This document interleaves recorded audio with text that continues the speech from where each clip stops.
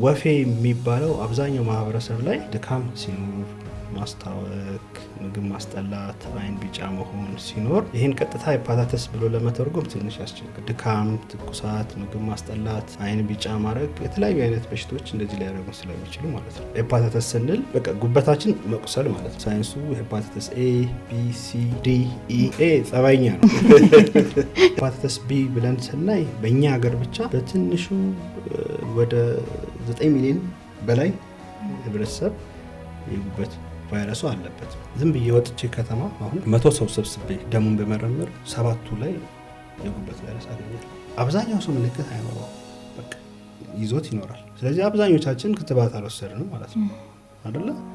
ስለዚህ ክትባት በተለይ ጤና ባለሙያ ተጋላጭ ስለሆነ መውሰድ አለበት። ባህላዊ ሕክምና ጋር ሄዶ ሌላ ነገር ሆኖም የሚመጣ አለና እንደው የባህላዊ ሕክምና የጉበት ቫይረስ ማከም ላይ ያለው ቦታ ምንድን ነው? የኛ የሞደርን ሕክምና 100 ዓመት ራሱ አይደርስም። የሚሰጡት ንጥረ ነገር በግልጽ ባለመታወቁ ሁሉም የጉበት ቫይረስ ሌላም ነገር አክማለሁ የሚሉ አሉ። እነሱን ከድሮ ቅድመ አያቶቻችን ካስተላለፉት እውቀት ጋር አንድ ላይ ጀምዬ ማየት አልፈልግም። በጣም ምንነቱ ማይታወቅ የሚሰጡ ብዙ አሉ። ስለዚህ አንድ ሰው ሲደክመው፣ ምግብ ሲያስጠላው፣ አይኑ ቢጫ ሲሆን ይሄ ነገር ወፌ ይሆናል የጉበት ቫይረስ ነው ብሎ ይሄዳል። የሚሰጠው ምንነቱ ያልታወቀ ነገር ይኖራል። ተባብሶበት የሚመጣ አለ በብዛት ጉበቱ የበለጠ ተጎድቶ። ምክንያቱም የሚወሰደውን ነገር አናውቀው፣ የሰጠው ራሱ ሰውዬ ላያውቀው ይችላል። አሁንም ይህንን በድፍረት የሚያደርጉት እውቀቱ ኖሯቸው ሳይሆን ቢዝነሱን ፈልገው ወይ ደግሞ ማህበረሰባችን በእንደዚህ አይነት የባህል ሕክምና ላይ በጣም እምነት ስላለው ወይም ዋጋቸውም ተመጣጣኝ ነው ብሎም ስለሚያምን ካለውም እምነት አንጻር በቀላሉ ሄዶ እዚህ ግባ የማይባል ወይም ምንነቱ ያልታወቀ ነገር ይወስዳል።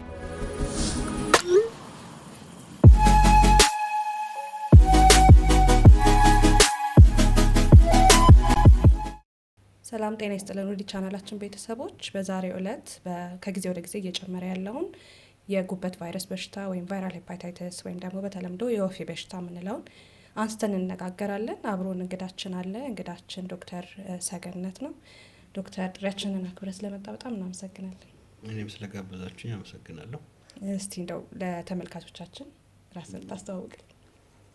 ያው ሰገነት ብዙነህ እባላለሁ። የውስጥ ደዌ ስፔሻሊስት፣ የጉበት የአንጀት እና ጨጓራ ሰብ ስፔሻሊስት ፌሎ።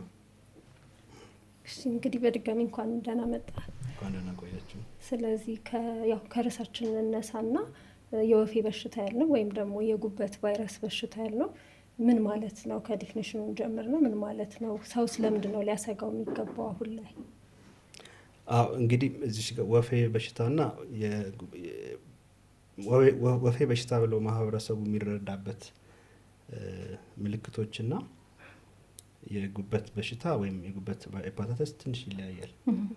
ስለ ሄፓታይተስ ብለን ስናወራ በተለያዩ ቫይረሶች በዋነኝነት የሰውነታችንን ትልቅ አካል የምንለውን ጉበታችንን ሲጎዳ የምናየው ምልክቶች በሽታ አጠቃላይ ሄፓታይተስ እንለዋለን። ስለዚህ የተለያየ አይነት የጉበት ቫይረሶች አሉ። ወፌ የሚባለው አብዛኛው ማህበረሰብ ላይ ድካም ሲኖር፣ ማስታወክ፣ ምግብ ማስጠላት፣ አይን ቢጫ መሆን ሲኖር አጠቃላይ ወፌ ይባላል። ይህን ቀጥታ ሄፓታይተስ ብሎ ለመተርጎም ትንሽ ያስቸግራል። ምክንያቱም ድካም፣ ትኩሳት፣ ምግብ ማስጠላት፣ አይን ቢጫ ማድረግ የተለያዩ አይነት በሽታዎች እንደዚህ ሊያደርጉ ስለሚችሉ ማለት ነው። ግን አጠቃላይ ማህበረሰቡ ወፌን ከሄፓታይተስ ወይም ከጉበት በሽታ ጋር አገናኝቶ ስለማየው እኛም ቀጣይ ላለን ንግግር ወይም ዲስከሽን ወፌ ብለን ስንወስድ ማህበረሰቡ የወሰደውን ሄፓታይተስ የሚለውን እንደ አቻ ትርጓሚ ወስደን ነው። ነገር ግን ሁለቱ በጣም የሚለያዩ ነገር ናቸው ከማህበረሰቡ ትርጓሜ አንጻር ማለት ነው። ስለዚህ ሄፓታይተስ ስንል በቃ ጉበታችን መቁሰል ማለት ነው። ሄፓታይተስ በምን ይመጣል? የጉበት ቁስል ካልን አንደኛ በጉበት ቫይረሶች፣ ሁለተኛ በአልኮል፣ ሶስተኛ በመድኃኒቶች፣ በባህል የተለያዩ ምንነታቸው በሚታወቁም አንዳንድ መድኃኒቶች፣ በቤተሰብ ውስጥ በሚተላለፉ በሽታዎች፣ አሁን ደግሞ በዓለማችን ቁጥር 1 እየሆነ የመጣው በተለምዶ የጉበት ስብ የሚባለው አሁን ስሙም ተቀይሯል። ሜታቦሊክ አሶሺየትድ ሊቨር ዲዚዝ ነው የምንለው። ለምሳሌ ከስኳር፣ ከውፍረት፣ ከምን ጋር አሁን ላይ በዓለም ደረጃ እሱ ነው በአንደኝነት አልኮል። በእኛ ሀገር ግን አሁንም ድረስ ትልቁን የጉበት ጉዳት ከሚያመጣው ትልቁን የሚይዘው የጉበት ቫይረሶች ናቸው። ስለዚህ የጉበት ቫይረስ ማለት ጉበታችን ሰውነታችን ውስጥ ገብቶ ጉበታችንን የሚጎዱ የተለያየ አይነት ቫይረሶች ማለት ነው። ቆንጆ። ስለዚህ እንግዲህ በቫይረስ የተነሳ የሚመጣ ችግር ነው ካለን ያው በሕክምና እናውቃለን የተለያዩ ቫይረሶች ይህን ነገር እንደሚያመጡት ማለት ነውና ያው ለተመልካቾቻችን ግልጽ ለማድረግ እነዚህ የጉበት ቫይረሶች ምን ይባላሉ? ምን አይነቶች ናቸው? እንዲሁም ደግሞ ያላቸው ልዩነትስ ምን ይመስላል? አዎ እንግዲህ ያው በሳይንስ የታወቁ የጉበት ቫይረሶች ጉበታችንን የሚያጠቁ ቫይረሶች አሉ። ያው ሳይንሱ ሄፓታይተስ ኤ፣ ቢ፣ ሲ፣ ዲ፣ ኢ አንዳንዴም ሌሎች አይነት ቫይረሶች ጉበታችንን ያጠቃሉ። አሁን አንድ በአንድ ብናያቸው ኤ ብለን ስናየው ኤ ጸባይኛ ነው ማለቴ ያው በብዛት ልጆችንና ወጣቶች ላይ የሚከሰት እጃችን ላይ ባሉ ቆሻሾች በተበከለ ምግብ፣ ውሃ ወደ ሰውነታችን ገብቶ ትኩሳት፣ ማስታወክ፣ በቀኝ በኩል ላይኛው ወዳችን ላይ ህመም፣ ድካም፣ አይን ቢጫ ማድረግ፣ ሽንት ማደፍረስ አምጥቶ ያለ ለየት ባለ ሕክምና ሳይሆን በራሱ ጊዜ ቀስ ብሎ የሚጠፋ አይነት ነው።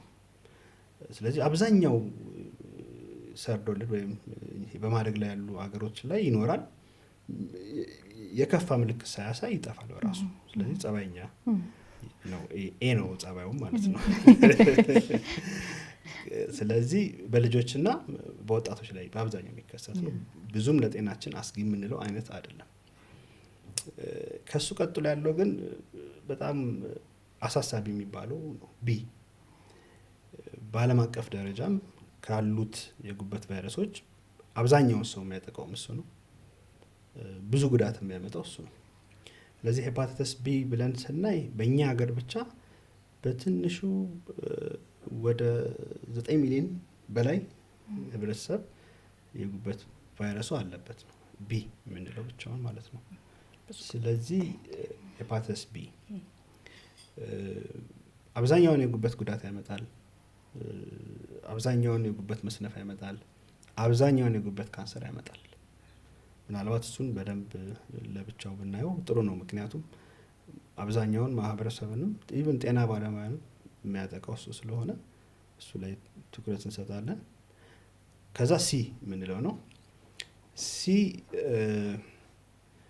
በእኛ ሀገር አለ፣ እንደ ቢ ያን ያህል አልተሰራጨም። አብዛኞቹ ሀገሮች አሁን እሱን በሕክምና አጥፍተውታል። ለዚህ ጥሩ ማሳያ ግብጽ ነች።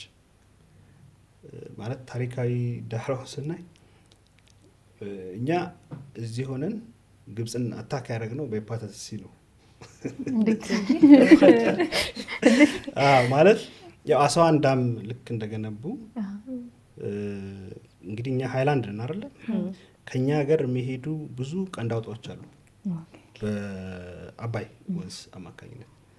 እዛ ቀንድ አውጣ ውስጥ እንግዲህ ፕሮፌሰር አክሊሉ ለማ ያገኙት ቢላርዚያ የሚባል ትላል አይደለ? ለዚህ ግብጾች አስዋን ዳም እንደሰሩ በጣም በቢላርዚያ ተጠቁ። በየቤቱ በቃ ቢላርዚያ ገባ። ስለዚህ በዛ ጊዜ የነበረው መድኃኒት በደም ስር የሚሰጥ ነው። ስለዚህ ለአንድ ቤተሰብ አንድ ሲሪንጅ ይሰጥና 6 ቤተሰብ በአንድ መርፌ ሙሉ ያችን መድኃኒት ይወጋል ማለት ነው። ስለዚህ የሄፓታይተስ ሲ ፕሪቫለንስ ወይም በህብረተሰቡ ላይ በግብጽ ህብረተሰብ ላይ የነበረው እስከ 30% በላይ ያ ማለት ከ100 ሰው እስከ 30 ሰው የሄፓታይተስ ሲ ተጠቂ ሆነ ማለት ነው። ግን በሚገርም ሁኔታ ባደረጉት ርብርብ ኦልሞስት በጣም ኮንትሮል አድርገውታል። ሌላ ታሪካዊ ዳራ ደግሞ የምናየው ከዓለም አቀፍ ይሄ ወርልድ ዋር 2 የምንለው ላይ በጣም ደም አስፈላጊ ነበር አይደል? ያኔ እንዳሁኑ ደም ማጣራት ወይም መመርመር የለም። በተለይ ፕላዝማ ምናምን የምንለው ዝም ብሎ መውሰድ ነው። በጣም ብዙ ሰዎች በጦርነቱ የተጎዱ ደም የሚፈልጉ ከወሰዱት በኋላ ከ20-30 ዓመት በኋላ በጉበት ቫይረስ ምልክት መታየት ጀመረና ቤቢ ቡመር ይባላሉ። ስለዚህ ይሄ ምንድነው የሚያሳየን? ሄፓታይተስ ሲ በአብዛኛው የሚተላለፈው በደም ንክኪ ነው ማለት ነው። እና አሁን እነዛ ቤቢ ቡመር የሚባሉት አብዛኞቹ እድሜያቸውም ያው ትልቅ ሆኗል ወይ ሕክምና አድርገው የዳኑም አሉ፣ ወደ ጉበት ካንሰርም የተቀየረባቸዋል። ስለዚህ በተደረገው ርብርብ ሳይንስ ደግሞ በጣም አድቫንስ በማድረጉ ሄፓታይተስ ሲን ማጥፋት በአብዛኛው ሀገር ኦልሞስት ኮንትሮል አድርጎታል ወይ ማጥፍቶታል ማለት ነው። ስለዚህ በእኛ ሀገርም ሄፓታይተስ ሲ እንደ ቢ ባይሆንም በተወሰነ መልኩ አለ። እንደ ቢ ግን ይሄ በጣም የሚያሰጋን አይነት ደረጃ አይደለም። ግን በጣም ጥሩነቱ በኋላ እናወራለን። በህክምና ማጥፋት ከምንችለው የጉበት ቫይረስ አንደኛው እሱ ነው። ከዛ ዲ ስንለው ያው ዲ ማለት ይሄ ወይ ታናሽ ወንድም ምናምን የለም ብቻውን ገና ጎጆ ያልወጣ እንደዛ እንደማለት ነው። ጎጆ ያልወጣ ማለት ያው ቤት ውስጥ የሚኖር ከሄፓታይተስ ቢ ከሌለ ብቻው ምንም ማድረግ ጥገኛ ነው እና ያው በእኛ ሀገር አለ ያን ያህል ብዙ ጥናቶችን ባይኖሩም አለ። ስለዚህ ሄፓታይተስ ቢ ያላቸው ሰዎች ላይ ሲደመር ጉዳት ያመጣል። ብቻውን ግን ያን ያህል ጉዳት ያመጣል። ሌላ ኢ የምንለው ነው። ኢ በተለይ ነፍሰ ጡሮች ላይ ጠንከር ያለ የጉበት የሚያመጣ አይነት ቫይረስ ነው።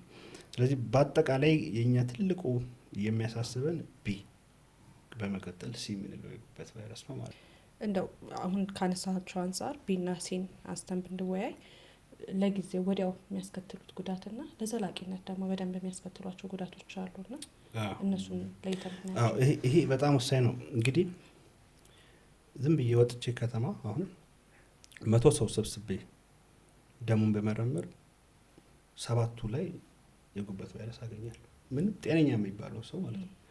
ስለዚህ አብዛኛው የጉበት ቫይረስ ምልክት የለውም ማለት ነው። በቃ ቀላሉ ሰው ሊረዳ የሚገባው ምልክት የለውም። አብዛኛው ድንገት ወደ ሰውነታችን ከገባ ከዛ በፊት ምናልባት እንዴት ነው የሚተላለፈው የሚለውን ብናየው ጥሩ ይመስለኛል። እንዳልኳችሁ ኤ በተበከለ ምግብና ውሃ ወይ በእጅ ላይ ባለ ቆሻሻ ነው። ቢ ግን በአብዛኛው ከእናት ወደ ልጅ ነው የሚተላለፈው። አሁን ያው እንግዲህ ሆስፒታል መውለድ፣ ጤና ጣቢያ መውለድ እየጨመረ መጥቶ ያ ስርጭት በጥሩ ሁኔታ ቀንሷል። ከዛ ውጭ ግን የቫይረሱ ካለበት ሰው ጋር ግንኙነት ማድረግ፣ እሱ የተጠቀምበትን መርፌ፣ ምላጭ፣ ሌሎችም ነገር መጠቀም፣ ደም መውሰድ በተለያዩ ፈሳሽ ውስጥ ስለሚገኝ ቀጥታ ቁስል ላይ ያ ፈሳሽ ከገባ የመያዝ እድላችን ይጨምራል፣ ታካሚው ላይ ካለ ማለት ነው። እዚህ ጋር ዶክተር በተለያዩ ፈሳሽ ሲባል ላብንስ ይጨምራል? ይሄ ይኸውልሽ አሁን ምን አለ መሰለሽ አይጨምርም ብለን እንውሰደው። ምክንያቱም አንዳንዴ ሕክምና አንድ ሰው ላይ ሁለት ሰው ላይ የሚከሰቱ ክስተቶችን ይዘን እንደ ድምዳሜ ላይ ባንደርስ እላለሁ። ቫይረሱ በጣም ሚሊየንስ ከሆነ አሉ ሪፖርቶች። ለምሳሌ በምራቅ አይኗ ላይ ተፍቶ ነርስ ላይ አንዴ የተላለፈባት ነው አለ ሪፖርቶች አሉ። ግን ይህንን እንደ አጠቃላይ እንደ ዋና መተላለፊያ መንገድ እንዳይወሰድ በዋነኝነት ይሄ ደም፣ በግብረ ስጋ ግንኙነት፣ ይሄ ቲሹ ምንላቸው ኦፕራሲዮን ሲሰሩ እንደዚህ ዋነኛ የሚባሉ ቲሹዎች ፍሉዶች ወይም ፈሳሾች ላይ ነው በብዛት የሚገኘው እንጂ በሳይንሱ ከሄድን ኦልሞስት ሁሉም የሰውነታችን ፈሳሽ ውስጥ አለ። ግን የሚተላለፈው ዳይሬክት ቀጥታ ወደ ደማችን በሚገባበት ጊዜ ነው በአብዛኛው ጊዜ፣ ወይም በቁስሎች በቀዳዶች ላይ በሚገባበት ጊዜ ነው። ስለዚህ በላብ ይተላለፋል ብለን ድምዳሜ ላይ ባንደርስ፣ ሳይንስ ግን ኦልዌይስ ኤክሰፕሽን አለው። ስለዚህ እሱ ነው። ሲም ያው ተመሳሳይ ነው ከቢ ጋር የሚተላለፍበት፣ በአብዛኛው ግን በደም ነው። ስለዚህ ምሳሌ አንድ ሰው ጉበት ቫይረስ ያለበት ሰው ወደ ጤነኛ ሰው አስተላለፈ እንበል። አብዛኛው ሰው ምልክት አይኖረውም፣ በቃ ይዞት ይኖራል። አንዳንድ ሰው ምልክት ያሳያል። ያ ማለት ድካም ሊኖር ይችላል፣ ማስታወክ በትኩስነቱ ማለት ነው፣ ምግብ ማስጠላት ወይ በቀኝ በኩል የላይኛው ሆዳችን ህመም። ይሄም አንዳንድ ሰው ላይ በጣም ይበረታና ወደ ጉበት መስነፍ ሊሄድ ይችላል። አብዛኛው ጊዜ ግን ምልክት ሳይኖረው ወይ ደግሞ ጉንፋን መስሎ ወይም ቀላል ዝም ብሎ የሆነ የአንጀት ኢንፌክሽን መስሎን ያልፋል በቃ በራሱ ጊዜ። በጣም ትንሽ ሰው ነው አይኑን ቢጫ የሚሆነው በትኩሱ ጊዜ ማለት ነው። ስለዚህ አብዛኛው ጊዜ ምልክት የለውም። ምልክቱም ከሌሎች በሽቶች ለመለየት ያስቸግርሻል። አይን ቢጫ እስኪሆን ድረስ ይሄ ነገር የጉበት ቫይረስ ነው፣ ዝም ብሎ ተራ ጉንፋን ነው፣ የአንጀት ኢንፌክሽን አትለዩ። ስለዚህ ማህበረሰቡ ማወቅ ያለበት ምልክት በአብዛኛው ጊዜ የለውም በትኩስነቱ ማለት ነው። እሺ፣ ከዛ ግን የቆየ የጉበት ኢንፌክሽን እንለዋለን። ለወራት ለአመታት ዝም ብሎ ይቆያል። ከዚህ ውስጥ አንዳንዴ የምናስተውለው ምልክት ድካም ነው። በቃ ለየት ያለ ድካም ይኖር ይችላል፣ በአብዛኛው ከሰዓት አካባቢ። ያ የቆየ የጉበት ቀስ ያለ ጉበት ላይ የሚፈጠረው ጉዳት ድካም ብቻ ሊሆን ይችላል ምልክቱ፣ ለወራት አንዳንዴ ለአመታት ማለት ነው። እና በኋላ ላይ ጉበትን በደንብ አድርጎ ሲደቁሰው፣ ጉበት ባይዘው የዋ የምንለው አካል ነው። በጣም ቻይ ነው፣ ራሱን ይጠግናል። ለወራት ለአመታት ቆይቶ ጉበት መስነፍ የሚባለው ደረጃ ሲመጣ ይሄ አጠቃላይ ምልክቶችን ማየት እንችላለን። ሰውነት ማበጥ፣ ደም ማስታወክ፣ ራስ መሳት፣ ሰውነት ጡንቻ መሳሳት፣ ብዙ ነገር እናያለን ማለት ነው።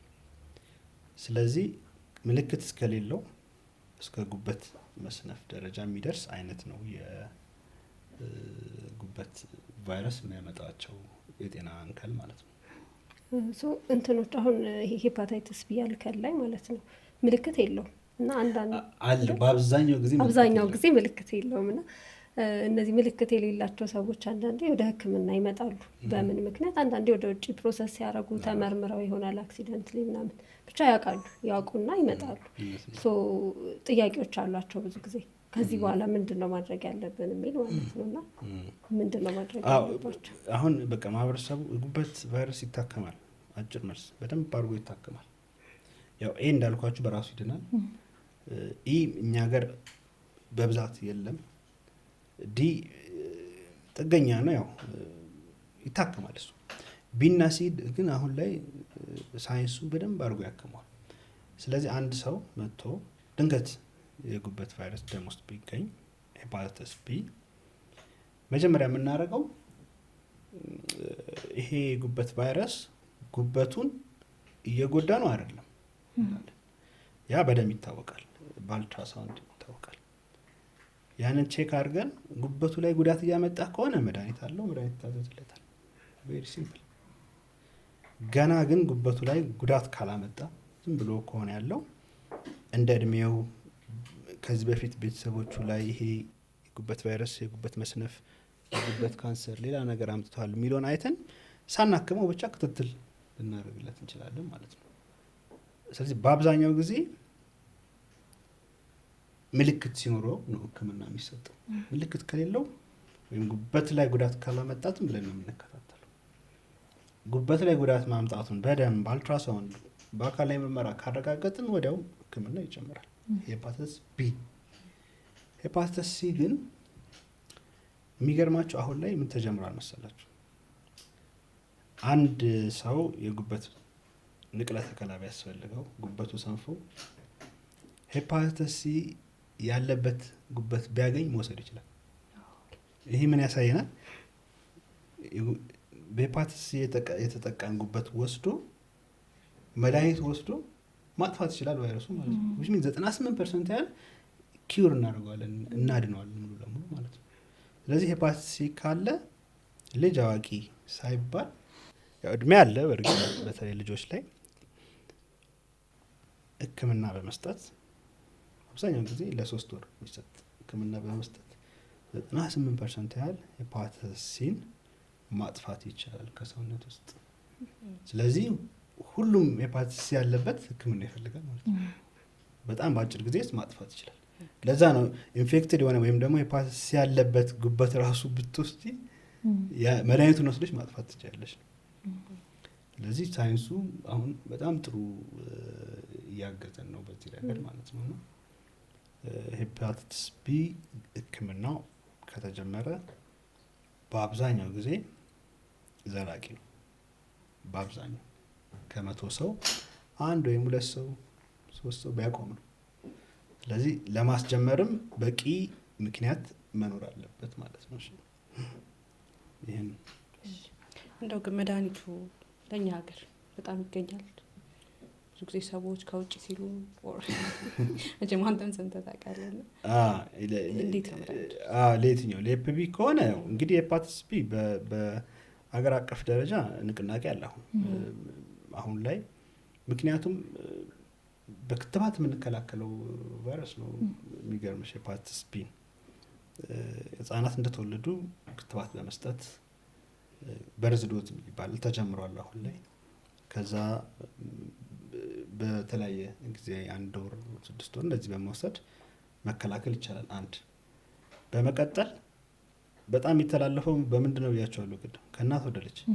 ስለዚህ አብዛኞቹ እናቶች ኦልሞስት ሁሉንም እናት ነፍሰ ጡር የሆነች ሁላ የጉበት ቫይረሱን ቼክ እየተደረገ ወደ ልጅ እንዳይተላለፍ ሕክምና እንደሚጀምሩበት በጣም ሲምፕል የሆነ አፕሮች ተጀምሯል። ድሮ የጉበት ቫይረስ መጠኑን እንትን ይባላል። አሁን ግን ያንን እየተተወ ከእናት ወደ ልጅ እንዳይተላለፍ በመድኃኒት መከላከል እየተጀመረ ነው። ያለበትን ሰው ደግሞ ስናክም መድኃኒቱ በግል አይደለም በመንግስት ሆስፒታሎችም አለ። አብዛኛው መንግስት ሆስፒታል ላይ ይሰጣል ይሄ መድኃኒት ማለት ነው። ስለዚህ አለ ሀገር ውስጥ ሄፓታይተስ ቢ። ሄፓታይተስ ሲ ደግሞ ነፃ ነው ሕክምናው። አንዴ ከታወቀ መድኃኒቱ በነፃ የሚሰጥባቸው ብዙ ሆስፒታሎች አሉ፣ በፕሮጀክት በጥናት የሚታቀፉት ላይ ማለት ነው። ስለዚህ ፊት የዛሬ 5-6 ዓመት በሚሊዮን የሚቆጠር መድኃኒትን በነፃ እየተወሰደ ነው ማለት ነው። የሄፓታይተስ ቢም ቢሆን በጣም መንግስት ቤት በተገኘባቸው ፋርማሲ ውስጥ በጣም አፎርድ በሚደረግ ወይም በጤና መድን የሚወሰድ መድኃኒት ስለሆነ በጣም በቀላሉ ይታከማል። ስለዚህ ዶክተር አሁን እንዳልከው 9 ሚሊዮን የሚሆነው የማህበረሰባችን ክፍል እንግዲህ በሄፓታይተስ ቢ በሚባለው ቫይረስ የተጠቃ ነው ብለናል። እና ዋነኛው መተላለፊያ መንገድ እኛ ሀገር አንተ ባየኸው ምንድን ነው? ከእናት ወደ ልጅ ነው። እኛም ሀገር ያው ማለት ከእናት ወደ ልጅ ነው። ምክንያቱም አሁን ነው ገና ይሄ ጠንከር ያለ ሰርቪስ እየተሰጠ ያለው እና አብዛኛው ጊዜ ከእናት ወደ ልጅ ነው። ከዛ ግን ምንድነው ደግሞ ወደ ጎን ደግሞ እንላለን። ያ ቨርቲካል ይባላል። ወደ ጎን ደግሞ ስናየው በግንኙነት በግብረ ስጋ ግንኙነት ነው።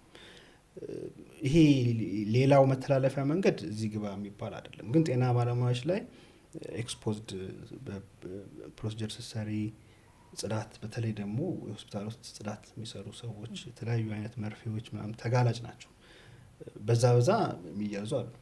አብዛኛው ከእናት ወደ ልጅ ነው። ለዛም ነው አሁን ላይ እንቅስቃሴ እየተደረገ ያለው ከእናት ወደ ልጅ የሚተላለፈውን በክትባትና እናቶችን መድኃኒት በማስጀመር ስርጭቱን ለመግታት እየተሞከረ ያለው ማለት ነው። ስለዚህ እርግዝና ላይ ቀደም ብሎ ክትትል መጀመሩ ይህኛውን ለማስቀረት በጣም ይረዳል ማለት ነው። እንደ አንድ ማንኛውም እናት የእርግዝና ክትትል ስትደረግ የትኛውም ጤና ባለሙያ ቼክ ያደርጋል። ይሄ ኖርማል ነገር ነው። ላይክ የልጁን ደህንነት እንደምታረጋግጪ ክትባት እንደምትወስድ እንደምታረጋግጪ ሁላ ይሄም ቫይረሶች አሉ የለም ቼክ ይደረጋል።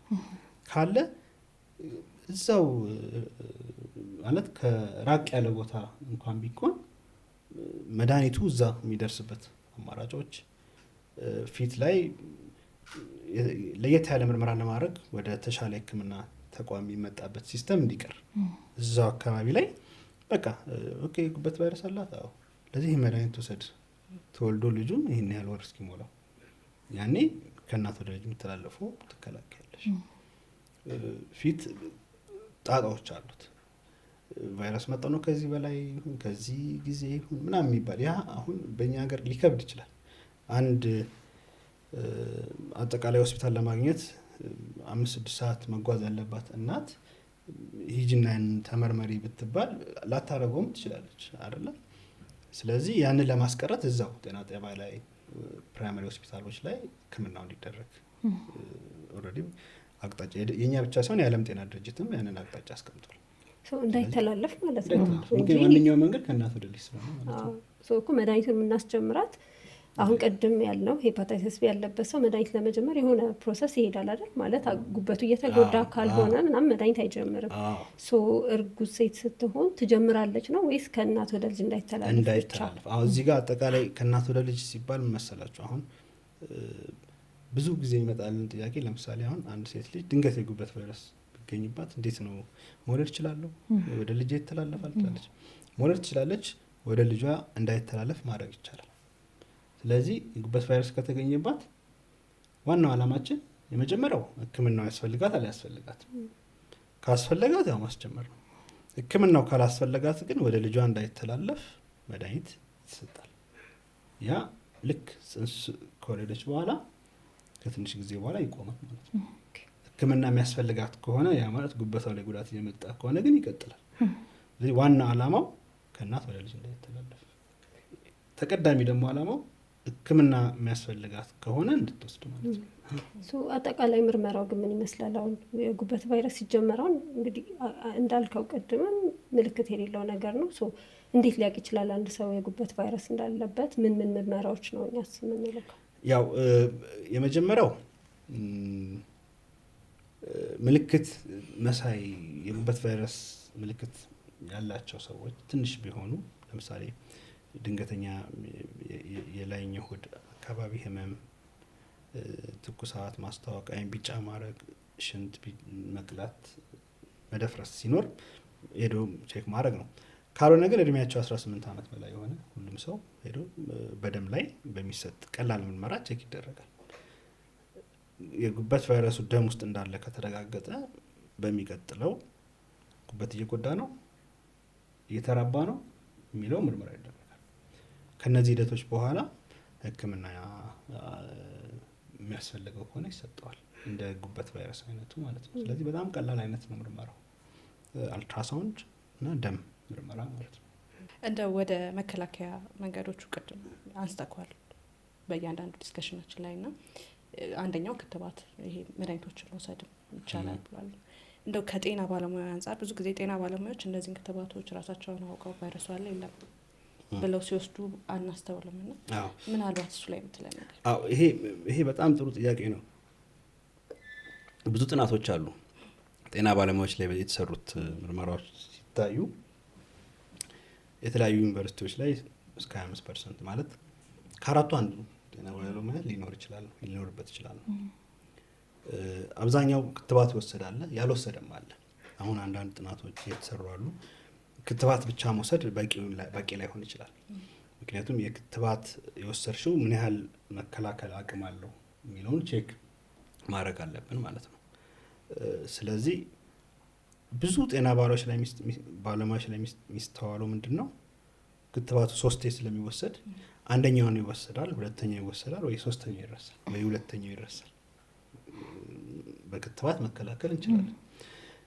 ይሄ ጥሩ ነገር ነው። ለምን መሰለሽ? የጉበት ሄፓታይተስ ቢ ወደ ሀገራችን ክትባት ከገባ 20 ዓመት አይዘለውም። ስለዚህ አብዛኞቻችን ክትባት አልወሰድንም ማለት ነው አይደለ?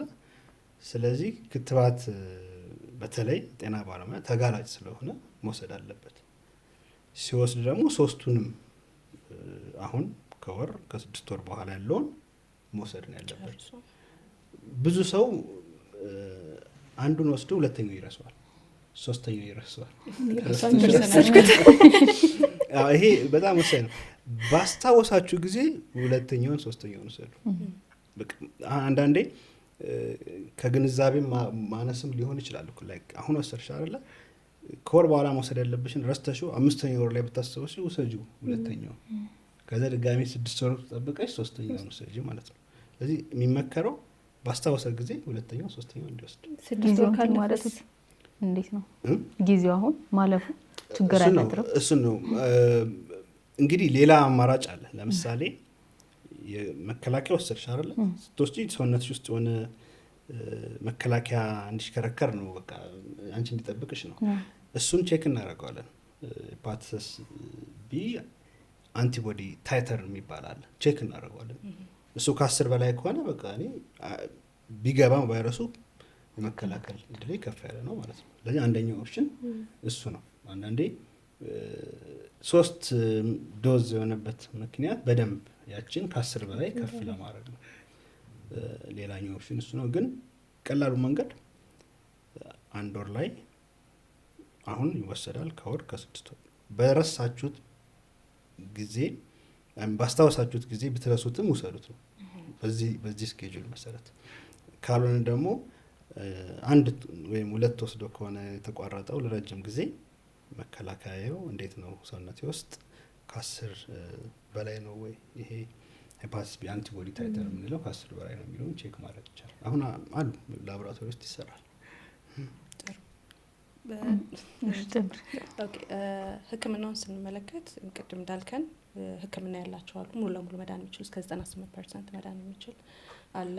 ከዛ ደግሞ በራሳቸውም ጊዜ መተው የሚችሉ አሉና አብዛኛው ሰው ደግሞ እንደው ከስራ ልምድ በደንብ እንድታካፍለን ስለፈለግን ነው ባህላዊ ህክምና ጋር ሄዶ ሌላ ነገር ሆኖም የሚመጣ አለና እንደው የባህላዊ ህክምና የጉበት ቫይረስ ማከም ላይ ያለው ቦታ ምንድን ነው? እንዴት ታየዋል? እንግዲህ ልታጠይ ነው። ያው እንግዲህ ምን አለ መሰላችሁ፣ አሁን እዚህ ጋር ስናወራ መጠንቀቅ አለብን። የኢትዮጵያ የሞደርን ህክምና 100 ዓመት አይዘልም አይደል? ከአፄ ኃይለ ሥላሴ ጀምሮ ነው ወደ ዘመናዊ ህክምና የገባ ነው። ከዛ በፊት ሰው ይኖራል? አዎ። ሰው ይታከማል? አዎ። በምን እውቀቱ በነበራቸው ተክልን እጽዋትን በደንብ በሚያውቁ ቅድመ አባቶቻችን በብዙ ነገር ሲታከም ነው የቆየው። ይሄ ምንም የምንክደው ነገር አይደለም። የኛ የሞደርን ህክምና 100 ዓመት ራሱ አይደርስም። ስለዚህ የባህል ህክምና ቦታ አለው ማለት ነው፣ ምንም ጥያቄ የለውም። አሁን ችግሩ የቱ ጋር መሰላችሁ? ይህን እውቀት ያስተላለፉ ብዙ ቅድመ አያቶች ይኖራሉ በየክፍለ ሀገራቱ ማለት ነው። በጎን ደግሞ ይህን ክፍተት አይተው ቢዝነስ የሚሰሩ አሉ። ይህን ክሊርሊ መለየት አለብን። ምን ማለት ነው? ቁጥጥሩ፣ ሰርተፊኬት መስጠቱ፣ የሚሰጡት ንጥረ ነገር በግልጽ ባለመታወቁ ሁሉም የጉበት ቫይረስ ሌላም ነገር አክማለሁ የሚሉ አሉ። እነሱን ከድሮ ቅድመ አያቶቻችን ካስተላለፉት እውቀት ጋር አንድ ላይ ጀምዬ ማየት አልፈልግም። በጣም ምንነቱ የማይታወቅ የሚሰጡ ብዙ አሉ በባህላዊ ህክምና ስም ማለት ነው። ስለዚህ ችግር እያመጣ ያለው እሱ ነው እንደኔ እይታ። ስለዚህ አንድ ሰው ሲደክመው፣ ምግብ ሲያስጠላው፣ አይኑ ቢጫ ሲሆን፣ ሲደክመው ሲለው አይ ይሄ ነገር ወፌ ይሆናል የጉበት ቫይረስ ነው ብሎ ይሄዳል። የሚሰጠው ምንነቱ ያልታወቀ ነገር ይኖራል። ያንን በሚወስድበት ጊዜ የሚሻለው አለ፣ ለምንድን ነው የተሻለው ካልን እኛ በህክምና ናቹራል ኮርስ ምንለው አለ ላይ ምንም ባናረገው በራሱ ጊዜ የትኩስ የጉበት ቫይረስ ምልክት ስለሚጠፋ በራሱ የሚሻለው ብዙ ሰው አለ። ተባብሶበት የሚመጣ አለ በብዛት ጉበቱ የበለጠ ተጎድቶ፣ ምክንያቱም የወሰደውን ነገር አናውቀው፣ የሰጠው ራሱ ሰውዬ ላያውቀው ይችላል። አሁንም ይህንን በድፍረት የሚያደርጉት እውቀቱ ኖሯቸው ሳይሆን ቢዝነሱን ፈልገው ወይ ደግሞ ማህበረሰባችን በእንደዚህ አይነት የባህል ህክምና ላይ በጣም እምነት ስላለው ወይም ዋጋቸውም ተመጣጣኝ ነው ብሎም ስለሚያምን ካለውም እምነት አንጻር በቀላሉ ሄዶ እዚህ ግባ የማይባል ወይም ምንነቱ ያልታወቀ ነገር ይወስዳል። አሁንም በድጋሚ ጥበብ ኖሯቸው ከቅድመ አያቶቻችን ወስደው ብዙ ህክምና የሚሰጡ የባህል ህክምና አዋቂዎች አሉ። እኛ ሀገር ብቻ ሳይሆን የትም ዓለም ላይ ማለት እኛ ሀገር ሲመጣ ለምን እንደምናጋን ነው አይገባኝም። ህንድ ብትሄዱ አጁርቫዳ የሚባል አለ። በስነ ስርዓት የባህል ህክምና ታሽጎ ላምኔት ተደርጎ ላዩ ላይ ተጽፎ ሚሸጥ። ቻይናን ብትሄዱ እንደዛ አለ። ይሄ ዓለም አቀፋዊ ነገር ነው። እኛ ሞደርን ህክምና የምናራምድ ሰዎች ከሁሌ ጸብ ውስጥ ወይም ደግሞ አለመግባባት ውስጥ የምንገባው ይሄን በጎን ምንነቱን የማይታወቅ የሚሰጠው ራሱን የባህል ህክምና ብሎ የሚጠራ ሰው ነው። ስለዚህ ምን ያህል ኤፌክቲቭ ናቸው መናገር አልችልም።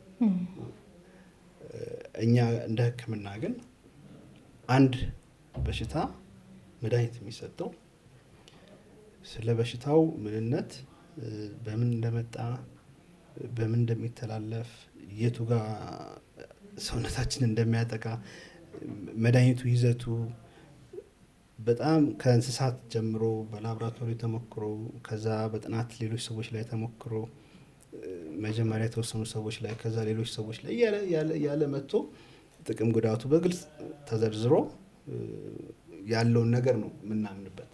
የምመክረውም እሱን ነው። ምን ያህል ኢፌክቲቭ ነው የኛ ያው እንደ በሽታው ደረጃ ይለያያል። ጉበት ኦልሞስት ሰንፎ ስራውን አቁሞ መጥቶ ማዳን ሊከብድ ይችላል። ማከም ልንችል እንችላለን፣ ምልክቶቹ ማዳን ግን ላንችል እንችላለን ጉበቱን እስካልቀየር ነው። ስለዚህ ህክምናው በሞደርን ህክምና እንደ ደረጃው ይለያያል። የባህሉን ግን እዛ ላይ ይህን ያህል ያድናል፣ ይህን ያህል ይጎዳል ማለት ባልችልም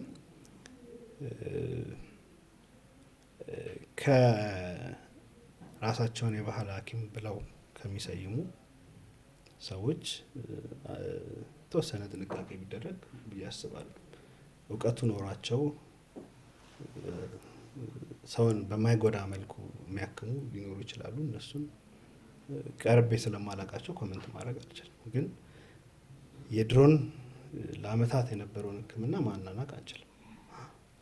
ኢቨን ወፌ ራሱ የሚለው ከየት መጣ ብለን ዝም ብለን ስናየው ሳይንሱ ከሌሊት ወፍ ጋር ያገናኘዋል በሆነ ፋርፌጅ ቢሆንም። ምክንያቱም አሁን እኛ የጉበት ቫይረስ ብለን የምንጠራቸው የተለያዩ ቫይረሶች በሂደት ወደኋላ ከሌሊት ወፍ ጋር ግንኙነት እንዳላቸው የሚጠቁሙ አንዳንድ ግኝቶች አሉና አጠቃላይ በጣም ሴንሲቲቭ ኢሹ ስለሆነ ሰው ይጠቅመኛል ያለውን እንዲያደርግ ቢቻል ሞደርን ዘመናዊ ህክምና ላይ ምን ጥሎ ቢመጣ የተሻለ ነው። እንግዲህ አንድ ተጋላጭ ግሩፕ ብለን ያየናቸው የጤና ባለሙያዎች ናቸው አይደለም? ከዛ ውጭ አንተ ተጋላጩ ነው ያያቸው፣ እንዲሁም ደግሞ በየጊዜው ምናልባት ምርመራ ቅድመ ምርመራ ማድረግ የሚኖርባቸው ግሩፕ ብለን የምታስባቸው ሰዎች ካሉ እስቲ ስላይ ያው የጤና ባለሙያዎች አንዱ ሆነው እንዳለ ሆኖ በተለይ ሆስፒታል፣ ጤና ጣቢያ፣ ክሊኒክ ውስጥ ጽዳት ሰራተኛ እነሱ በጣም ተጋላጭ ናቸው። በጣም ምክንያቱም የተለያየ አይነት ስለት ጋር በየቀኑ ይገናኛሉ፣ መርፌዎች እንደዚህ። ከዛ ዳያሊሲስ ህክምና የሚወስዱ ሰዎች፣ ኮሜርሻል ሴክስ ወርከር የምንላቸው ሰዎች ወይ ከደምና ደም ነክ ንክኪ ጋር ያላቸው ሰዎች በአጠቃላይ ያው ምርመራ እንዲያደርጉ ይመከራል። አሁን አጠቃላይ እድሜው 18 ዓመት በላይ የሆነ አትሊስት አንድ ጊዜ የጉበት ቫይረስ ምርመራ ማድረግ አለበት፣ ቀላሉ ብሎ ችግር። ምክንያቱም አዋቂ ሆነን ሲይዘን እና ከእናት ወደ ልጅ ሲይዘን ስለሚለይ አብዛኛው ጉዳት የሚመጣው ከእናት ወደ ልጅ በሚተላለፍበት ነው። ምክንያቱም ልጆች የበሽታ መከላከል አቅማቸው ደካማ ስለሆነ ቫይረሱን ማጥፋት አይችሉም ከሰውነታቸው፣ አብሯቸው ያድጋል፣ ጉበታቸውን ለአመታት ይጎዳል። አዋቂ ላይ ግን ሲያዝ የበሽታ መከላከል አቅሙ ጥሩ ስለሆነ በአብዛኛው ጊዜ ቫይረሱን ከደም ውስጥ ያጠፋል። የተወሰነ ፐርሰንት ነው ክሮኒክ ሆኖ የሚቆይበት። ስለዚህ እድሜው 18 ዓመት በላይ የሆነ ሁሉም ሰው ቼክ ቢያደርግ ይላሉ። እንደውም በተቃራኒ ምን ሰምቻለሁ።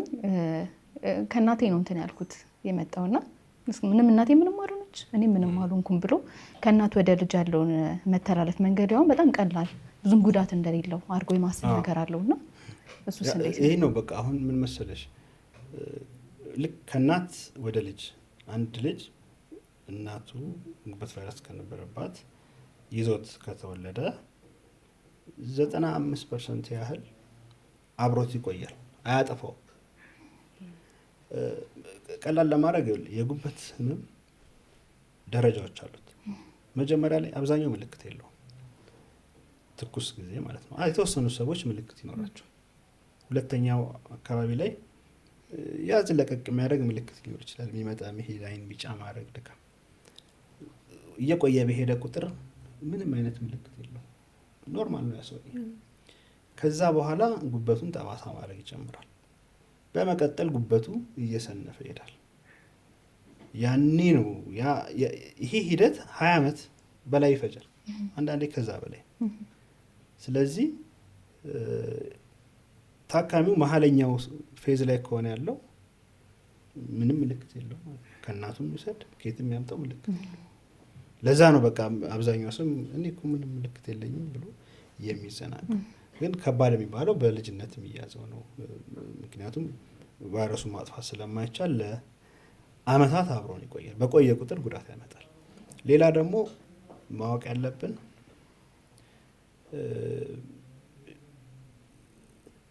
በአብዛኛው ጊዜ ጉበትን ሳይጎዳ ዝም ብሎ ደማችን ውስጥ ይቆያል 60%። ለዛም ነው በቃ አንዳንዴ ክትትል ስናደርግላቸው እኔ እኮ ጤነኛ ነኝ ምንም አልሆንኩም ለምንድን ነው የምትከታተሉ? ሄፓታይተስ ቢ በጣም መጥፎ ቫይረስ በጣም ለመሰላችሁ ጉበታችን ላይ ምንም ጉዳት ሳያመጣ በደም ላይ ምንም ነገር ሳናገኝበት ድንገት የጉበት ካንሰር ያመጣል። ምንም አይነት ይሄ ጉበት መስነፍ፣ ጉበት ጠባሳ ሳያመጣ ድንገት የጉበት ካንሰር ያመጣል። ስለዚህ እድሜው ከ18 ዓመት በላይ የሆነ ሰው የጉበት ቫይረሱ ሄፓታይተስ ቢ ካለበት ጉበቱም ይጎዳ አይጎዳ በየ6 ወሩ ጉበቱን ቼክ ማድረግ አለብን። ለምን? የጉበት ካንሰር ስለሚያመጣ ጉበት ሳይጎዳ ጉበት ላይ ጠባሳ ሳያደርግ። ይሄን ከኮስት ከብር አንጻር ስናየው 9 ሚሊዮን ህብረተሰብን በየ6 ወሩ አልትራሳውንድ ማስነሳት ይከብዳል።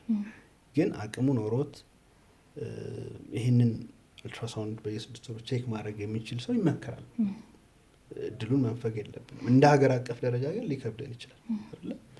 ግን ማንኛውም ግለሰብ የጉበት ሄፓታይተስ ቢ ካለበት እድሜው 18 በላይ ከሆነ በየ6 ወሩ አልትራሳውንድ ቢቻል አንድ የደም ምርመራ አለ ከሱ ጋር ቼክ ማድረግ ግድ ነው። ቀድመን ከደረስንበት የጉበት ቫይረስ የጉበት ካንሰሩን ሙሉ ለሙሉ ማዳን ስለሚቻል ማለት ነው። ማውጣት ይቻላል፣ እዛው ላይ መምታት ይቻላል። ብዙ ኦፕሽኖች ስላሉ ማለት ነው። ቀደም እያነሳ ነው ነበረ መከላከል መንገዶች ላይ አንደኛው እንግዲህ ከእናት ወደ ልጅ ብለናል። ክትትል ማድረግ ነው። ግን ሌላው አሁን ላይ እያየው ያለሁት እኔ ለምሳሌ ይሄ በላብ ይተላለፋል የሚባለው ነገር ስላለ እናቶች ለምሳሌ ለልጆቻቸው ረዳት ምናምን በሚቀጥሩ ሰዓት ወደ ቤት በሚያመጡ ሰዓት የጉበት ቫይረስ ማስመርመርና ይሄ በተለይ ሄፓታይተስ ቢ አለ ከተባለ እነዛን ሰዎች ወደ ቤተሰብ አለማስገባት፣ እነዛ ልጆችም ደግሞ ምንድነው ማድረግ ያለብን ብለው በተደጋጋሚ ሲመጡ ሲጠይቁ ያለውና እንዴት ታያለሽ? ይሄ ምን መሰላችሁ ቅድም ያልኩት የላቧን ነገር ማለት ነው። በሕክምና ውስጥ እኛ ምንድነው ኬዝ ሪፖርት እንዳቸዋል ማለት ከስንት አንድ የሚከሰቱ ሁኔታዎች እንደማለት ነው። እና ከስንት አንድ የሚከሰት ሁኔታን ይዘን ሙሉ ለሙሉ ነው ብለን መደምደም ከባድ ነው። ስለዚህ እኔ በላብ ይተላለፋል የሚለውን ውድቅ እናድርገው። እዚህ ጋር ግን ይሄ የቤት ሰራተኛ ብቻ አይደለም፣ ብዙ ድርጅቶች አሁን ላይ ቼክ ያስደርጋሉ። በቅርቡ ራሱ ያው እኔ ሊንክዲን ላይ የተወሰነ ስለ ሕክምና ነገር ስለማጋራ እንደዚሁ አንድ የተጨነቀ ሰው አማክሮኛል። በአጋጣሚ ስክሪን ሲደረግ ሄፓታይተስ ቢ ተገኘበትና ስራ ላጣ ነው ወይ ነገር። ይሄ ሮንግ ነው። የመጀመሪያው ነገር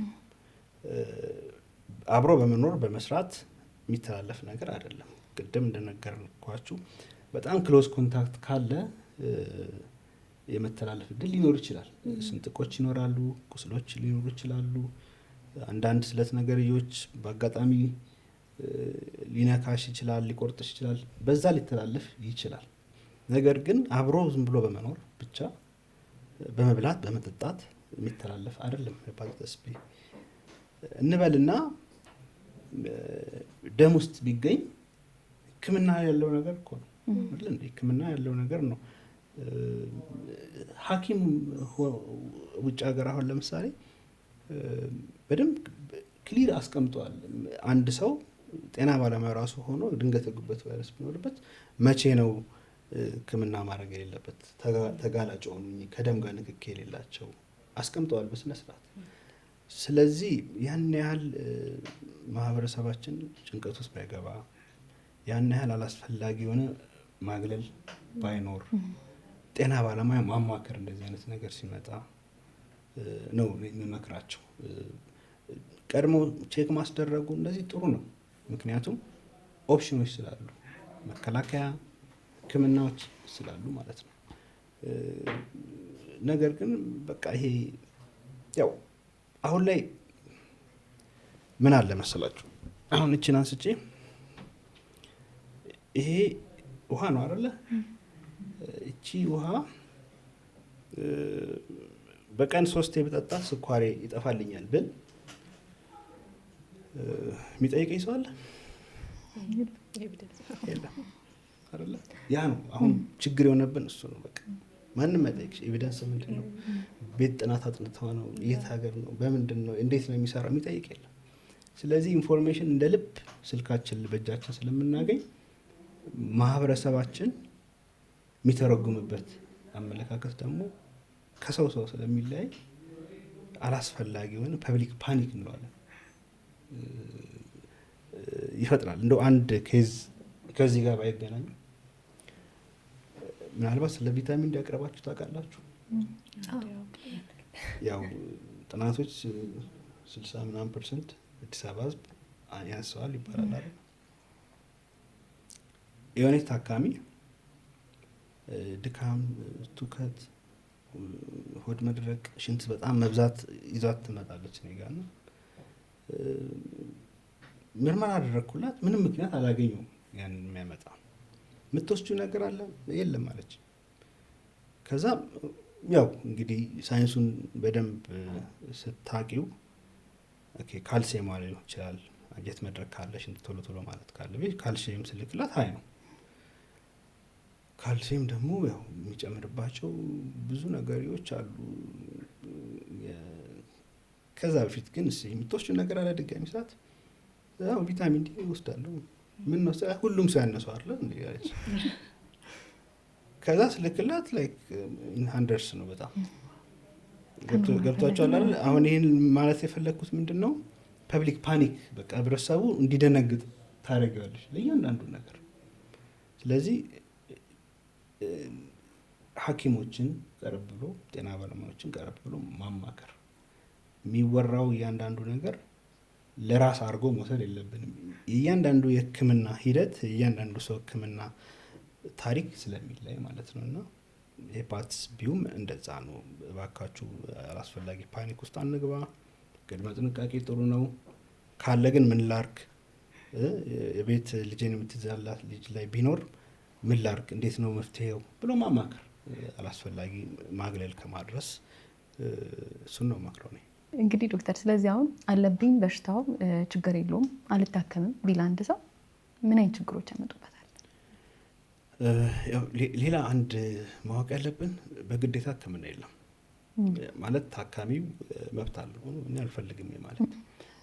የጤና ባለሙያው ማድረግ የሚችለው ስለ በሽታው በሚገባው ልክ በሚገባው ቋንቋ ማስረዳት ነው። እዚህ ጋር ብዙ ጊዜ እንደ ጤና ባለሙያ ስህተት እንሰራለን አይደል? የሆነ ነገር አልፈልግም ሲል መብቱን ማክበር አለብን፣ ግን ምን ያህል አስረድተነዋል? ብዙ ጊዜ እኔ ጋር ታካሚዎች ሲመጡ ሰው ልጅ ከሚሰማው ይልቅ የሚያየው አይምሮ ላይ ይቀራል። ስለዚህ ምንድነው ቪዲዮ ከፍቼ ኢሜጆች ከፍቼ አሳያቸዋለሁ። ኖርማል ጉበት ምንድነው፣ ጠባሳ ሲሆን ምንድነው፣ እብጠት ሲኖረው ምንድነው፣ ሲሰንፍ ምንድነው። ይሄ ሲያይ አብዛኛው ሰው ይረዳል በቃ። ስለዚህ ምን ያህል አስረድተነዋል ነው ያ ሰው በቃ ምን ያህል አስረድተነዋል።